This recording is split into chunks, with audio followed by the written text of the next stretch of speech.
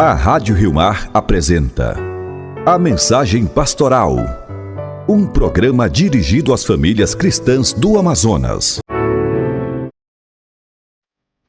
O anjo do Senhor anunciou a Maria e ela concebeu do Espírito Santo. Ave Maria, cheia de graça, o Senhor é convosco. Bendita sois vós entre as mulheres e bendito é o fruto do vosso ventre, Jesus. Santa Maria, Mãe de Deus, rogai por nós, pecadores, agora e na hora de nossa morte. Amém. Eis aqui a serva do Senhor.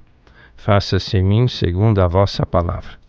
Ave Maria, cheia de graça, o Senhor é convosco. Bendita sois vós entre as mulheres, e bendito é o fruto do vosso ventre, Jesus. Santa Maria, Mãe de Deus, rogai por nós, pecadores, agora e na hora de nossa morte. Amém. E o Verbo se fez carne e habitou entre nós. Ave Maria, cheia de graça, o Senhor é convosco. Bendita sois vós entre as mulheres, e bendito é o fruto do vosso ventre, Jesus. Santa Maria, Mãe de Deus, rogai por nós, pecadores, agora e na hora de nossa morte. Amém. Rogai por nós, Santa Mãe de Deus, para que sejamos dignos das promessas de Cristo. Oremos. Infundi, Senhor, em nossos corações a vossa graça, para que, conhecendo pela anunciação do anjo a encarnação de vosso Filho, cheguemos por sua paixão e cruz à glória da ressurreição. Pelo mesmo Cristo, nosso Senhor. Amém. Glória ao Pai, ao Filho e ao Espírito Santo, como era no princípio, agora e sempre. Amém. Glória ao Pai, ao Filho e ao Espírito Santo, como era no princípio, agora e sempre. Amém. Glória ao Pai, ao Filho e ao Espírito Santo, como era no princípio, agora e sempre. Amém. Queridos irmãos, queridas irmãs, queridos radiovintes da Rádio Rio Mar, Rádio Castanho, Rádio Rural de Tefé, das repetidoras de Novairão, Rio Preto da Eva, Presidente Figueiredo, todas as nossas comunidades e famílias dos ramais e vicinais, as nossas comunidades e famílias ribeirinhas, as nossas famílias e comunidades das cidades que nos acompanham aos domingos no programa Mensagem Pastoral. Ouçamos o Evangelho deste domingo, Mateus 10, 26 a 32. Naquele tempo disse Jesus a seus discípulos: não tenhais medo dos homens, pois nada há de encoberto que não seja revelado, e nada de escondido que não seja conhecido. O que vos digo na escuridão, dizei-o à luz do dia. O que escutais ao pé do ouvido, proclamai-o sob os telhados. Não tenhais medo daqueles que matam o corpo, mas não podem matar a alma. Não se vendem 2 pardais por algumas moedas? No entanto, nenhum deles cai no chão sem o consentimento de vosso Pai. Quanto a vós, até os cabelos de vossa cabeça estão todos contados. Não tenhais medo. Vós valeis mais do que muitos pardais. Portanto, todo aquele que se declarar a meu favor diante dos homens, também eu me declararei em favor dele diante de meu Pai que está nos céus. Aquele, porém, que me negar diante dos homens, também eu o negarei diante do meu Pai que está no céu. Palavra da salvação.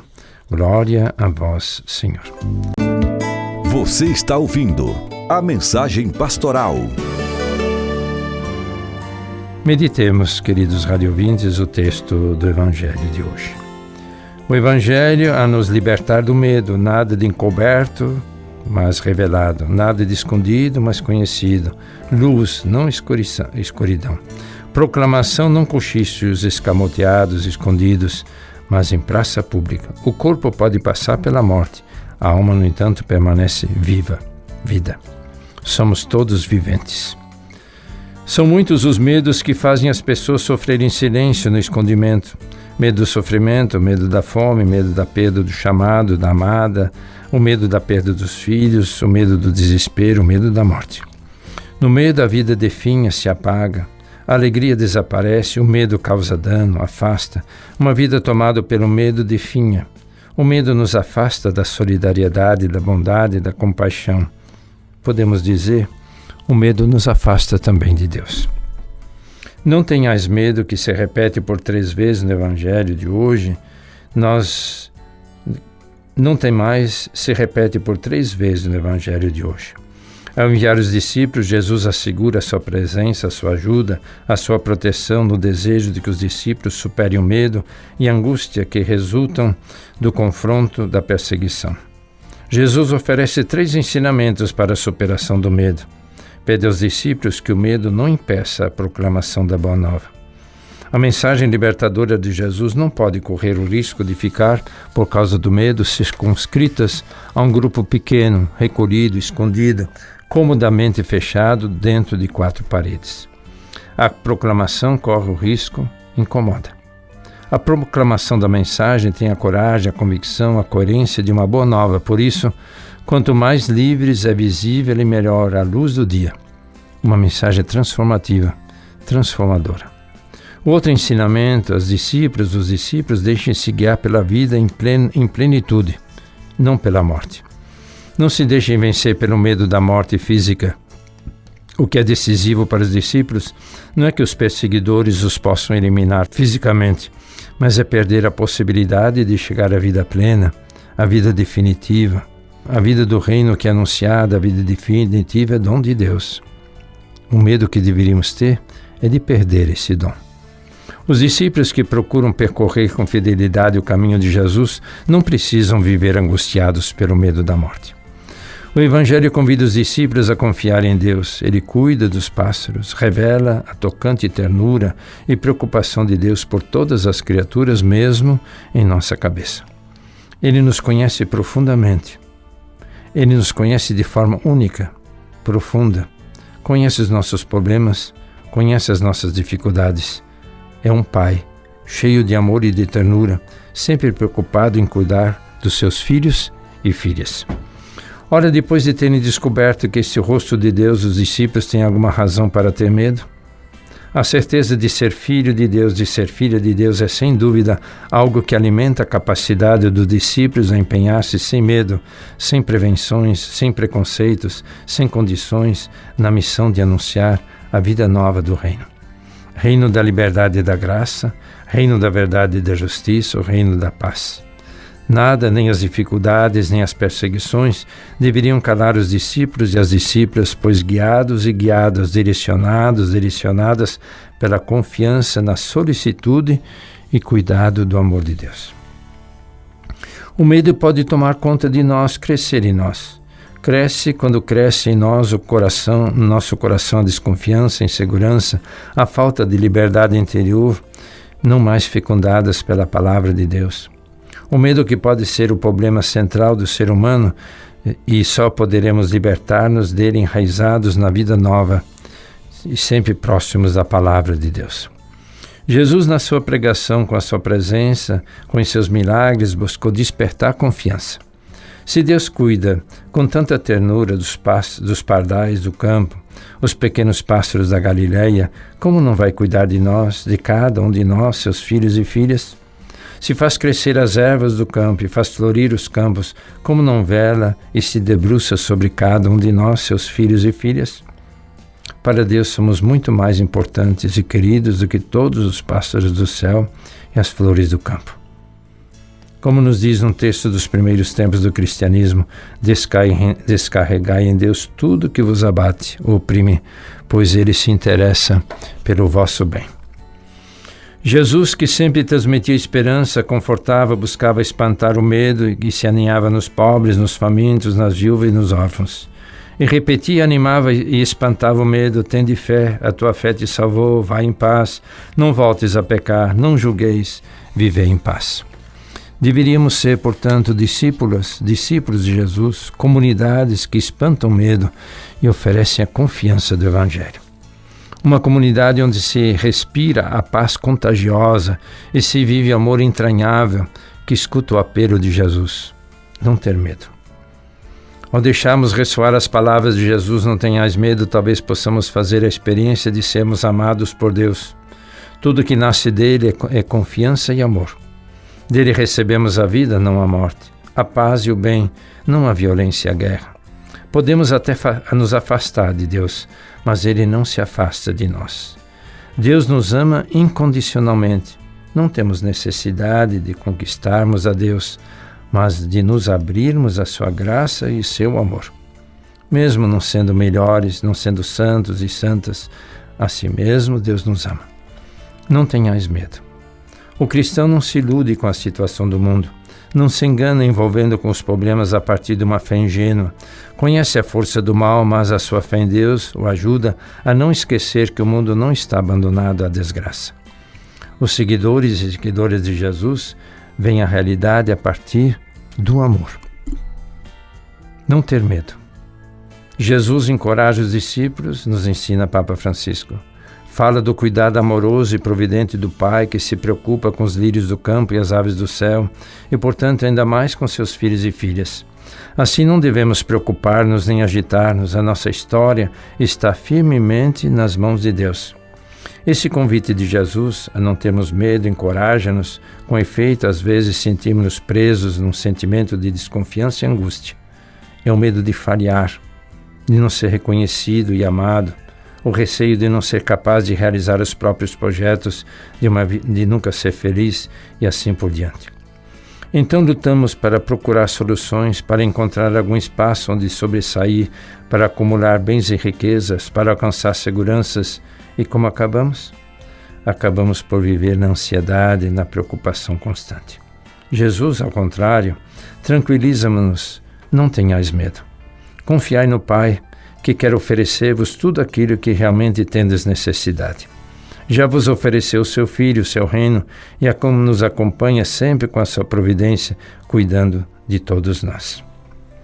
Queridos irmãos, queridas irmãs, a confiança fundamental que Jesus transmite a seus discípulos: não tenhais medo dos que matam o corpo, mas não podem matar a alma. Esse conselho de Jesus fortalece os nossos passos, aquece nosso coração, abre nossos olhos para a benevolência e a bondade de Deus. Especialmente nos apercebemos das contradições e decepções que a cotidianidade nos confronta. Permaneceram na certeza da confiança do amor que Deus tem por nós. Nele está a salvação, a libertação da morte e o fracasso. Não tenhais medo. Então, queridos irmãos, queridas irmãs, ouçamos o que nos diz Santo Agostinho. Tenho medo que o Senhor passe e não o veja. Tenho medo que o Senhor passe e não o veja. Nós queremos vê-lo, para podermos sentir a sua presença e termos a certeza de que Ele nos acompanha e nos ama. Você está ouvindo a Mensagem Pastoral. Damos continuidade agora, meus irmãos, minhas irmãs, à leitura do texto de Papa Leão XIV, do texto Magnífica Humanidade. Papa Leão vai agora, depois da introdução, vai falar de duas imagens bíblicas. Para responder essas questões e discernir como viver com responsabilidade a era da inteligência artificial, gostaria de invocar duas imagens bíblicas, a da edificação da Torre de Babel e a da reconstrução das muralhas de Jerusalém. No livro do Gênesis, o relato de Babel situa-se nas origens da humanidade, imediatamente após as genealogias dos filhos de Noé. Os seres humanos, tendo se estabelecido numa planície de Sanaá, decidem construir uma cidade e uma torre cujo cimo atinge os céus. Pretendem assim obter estabilidade e poder, sobretudo tornarem-se famosos, temendo ser dispersos pela terra. A empresa mostra-se imponente, uma única língua, uma única tecnologia, uma única direção. Todavia o projeto esconde uma profunda insídia. É uma obra pensada sem referência a Deus, sustentada por uma uniformidade que elimina a diversidade e que, uma vez, em vez da comunhão, opta pela homogeneização. Quando a cidade se edifica sob orgulho e a pretensão de bastar-se a si mesma, a comunicação é interrompida, as línguas confundem-se e os seres humanos deixam de se compreender. O resultado não é a unidade, mas a dispersão. Deste modo, Babel revela o limite de qualquer construção, ainda que grandiosa, surgida da absolutização do humano e da sua pretensão de autossuficiência, do sacrifício da dignidade das pessoas em nome da eficiência, da ambição de alcançar o céu, sem a bênção de Deus. O livro de Neemias, por sua vez, começa num momento de grande vulnerabilidade na história do antigo Israel. Após o exílio babilônico, uma parte do povo regressou a Jerusalém, mas a cidade continuava devastada, com as muralhas ainda em ruínas e as portas consumidas pelo fogo. Neemias, um juiz, um judeu a serviço do rei, persa Artaxerxes recebe a notícia do estado desastroso da cidade de seus pais. Antes de agir, jejua, reza, intercede pelo povo. Depois pede ao rei permissão para regressar a Jerusalém e, ao chegar ao destino, examina em silêncio os lugares destruídos. Não impõe soluções vindas do alto. Examina em silêncio os lugares destruídos, não impõe soluções do alto, convoca as famílias, confia a cada uma delas uma parte da muralha para reconstruir, ouve os receios, coordena os esforços, enfrenta as oposições.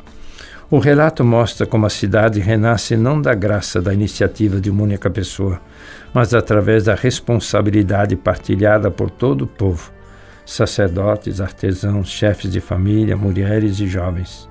É uma obra que tem Deus no centro e que reconstrói as relações antes mesmo das pedras. Com efeito, a antiga Jerusalém reencontra uma linguagem comum, não da uniformidade, mas o da comunhão, a harmonia que brota quando cada um assume a própria responsabilidade e todo o povo reconhece a sua força que provém de Deus. À luz dessas duas imagens, o Espírito Santo impele-nos hoje sobre a nossa relação com a técnica e com a revolução digital em curso. As descobertas científicas são um dom concedido à humanidade para que esta faça frutificar. A tecnologia pode curar, conectar, educar, cuidar da casa comum, mas também pode dividir, descartar, gerar novas injustiças. Na teoria em si mesma, ela não é uma solução para os problemas da humanidade, assim como não é, em si mesma, um mal. Todavia, na prática, não é neutra, porque tem o rosto daqueles que a concebem, financiam, regulam e utilizam. Por isso, a primeira escolha não é entre um sim ou não, a tecnologia, mas entre edificar Babel e reconstruir Jerusalém, entre um poder que pretende dominar o céu ou um povo unido na presença de Deus que começa o trabalho de erguer os muros, que começa a reerguer a convivência fraterna. Evitemos, portanto, a síndrome de Babel, a idolatria do lucro, que sacrifica os mais fracos, a uniformidade que anula as diferenças, a pretensão de uma linguagem única, mesmo digital, dedicada a traduzir tudo em todos dados, desempenhos, inclusive o mistério da pessoa. Esse é o risco da desumanização, construir o futuro excluindo Deus e reduzindo o outro ao meio, a uma tentação tão antiga e tão nova que hoje assume também uma faceta técnica. Pelo contrário, escolhemos o caminho de Neemias, que destaca o valor do trabalho em conjunto para garantir a segurança da cidade de Deus aos exilados que regressavam. Reconstruir hoje significa reconhecer a pluralidade de vozes e visões que por vezes lembra a dispersão das línguas, a existência de uma possibilidade luminosa a edificar juntos, transformando a diversidade num recurso e fazendo a escuta e do diálogo terreno comum no qual crescem a justiça e a fraternidade. No âmbito desta obra partilhada, os cristãos encontram a sua forma específica de construir, orientar a ação para Deus, de modo que à sua luz o pluralismo não se disperse na desordem, mas, pela prática da sinodalidade, se torne o lugar onde a humanidade reencontra os seus sólidos alicerces e seu fim útil. No Apocalipse, João vê a nova Jerusalém descer do céu junto de Deus como um dom para toda a humanidade. Esta visão de graça constitui para nós cristãos um apelo a trabalhar juntos, cultivando a coexistência pacífica, justa, digna nas cidades de hoje. Construir uma sociedade orientada para o bem comum exige, em primeiro lugar, edificar sobre a rocha da relação com Deus. Reconhecer que a verdade do seu amor nos chama a uma vida em abundância, como nos diz São João, e a comunhão com Ele. Também nós podemos dizer com Santo Agostinho: nos criastes para vós e o nosso coração vive inquieto enquanto não repousa em vós. Na verdade, Deus gravou no nosso coração um desejo de felicidade que envolve todas as dimensões da vida, e a Igreja, no diálogo com os homens e as mulheres do nosso tempo, sente a urgência de guardar e orientar essa inspiração rumo à sua verdade mais profunda. Em segundo lugar, edificar o bem significa aceitar os limites e a fragilidade da humanidade sem os considerar um erro a corrigir. Hoje, o desejo da plenitude do ser humano corre o risco de ser desviado para os objetivos enganadores, a ilusão de uma técnica que promete libertar-nos de toda a fragilidade, ou modelos de bem-estar que deixam para trás povos inteiros. Não raro, depositamos a esperança no aperfeiçoamento sem limites, em forma de progresso que podem exacerbar as desigualdades, sem soluções imediatas incapazes de curar as feridas dos povos. Então, enquanto alguns perseguem a quimera de uma autoafirmação ilimitada, muitos continuam sem o essencial. A Igreja recorda, com voz humilde, mas firme, que a verdadeira realização não nasce da supressão das fragilidades, mas de um crescimento harmonioso, onde a liberdade e a responsabilidade se entrelaçam com o cuidado recíproco e a verdadeira solidariedade, onde o progresso se mede pela dignidade de cada um, pelo bem de todos. Construir um mundo onde todos possam florescer exige, em terceiro lugar, uma responsabilidade corajosa. Nenhuma mão sozinha é suficiente para aguentar o peso dos desafios que assolam o mundo. E nenhuma mão é tão fraca que não possa dar o seu contributo. A força manifesta-se na fraqueza. A cada um o seu pedaço de muralha, cientistas, estudiosos, empresários, trabalhadores, educadores e legisladores, sociedade civil, movimentos populares e comunidades de fé. Essa é a lógica da subsidiariedade que valoriza a cooperação entre gerações, povos, disciplinas e culturas como caminho principal para fazer crescer a estabilidade, a prosperidade e a paz. As tensões e as diferenças não devem intimidar, pois quando orientadas para uma responsabilidade comum, podem tornar-se forças criativas. Por fim, edificar o bem exige uma linguagem evangélica. Evitemos palavras que humilhem ou criem oposição. Escolhamos a clareza que ilumina, a fraqueza que abre caminhos. Não abençoemos entusiasmos ingênuos, não alimentamos medos estéreis. Em vez disso, indiquemos critérios de discernimento, dignidade da pessoa, destinação universal dos bens, opção pelos pobres, cuidar da casa comum, paz. E transformemo-los em ações, planejamento responsável, avaliações de impacto humano e social, inclusão dos mais frágeis, alfabetização digital, pesquisa e indústria orientados para a justiça e a paz. Continuamos a apresentar o documento no próximo domingo. Você está ouvindo a mensagem pastoral. Lembremos, queridos irmãos, queridas irmãs, queridos radiovintes, dos nossos aniversários. Aniversário natalício, dia 21, Padre Raimundo Nonato de Oliveira. Dia 23, Padre Tiago Santos Alves. Dia 25, Diácono Pedro Moreno Nascimento. Dia 25, Dom Mário Pascoaloto. Dia 27, Frei Rômulo da Costa Albuquerque. E de ordenação, dia 26, Dom Mário Pascoaloto, ordenação presbiteral. Dia 26, Padre Leonardo dos Santos Silva. E dia 26, Padre Leudimar dos Santos. Rezemos por esses nossos irmãos que vivem entre nós e nos ajudam na animação das nossas comunidades, seguindo assim o Evangelho que chama e envia. Senhor Jesus, enviado do Pai e ungido do Espírito Santo, que fazeis os corações arderem, os pés se colocarem a caminho, ajudai-nos a discernir a graça do vosso chamado e a urgência da missão. Continuai a encantar as famílias, crianças, adolescentes, jovens e adultos, para que sejam capazes de sonhar e se entregar com generosidade e vigor a serviço do reino em vossa igreja e no mundo. Despertai as nossas gerações com a vocação aos ministérios leigos, ao matrimônio, à vida consagrada, aos ministérios ordenados. Maria, mãe, mestre, discípula missionária, ensinai-nos a ouvir o evangelho da vocação e a responder com alegria. Amém.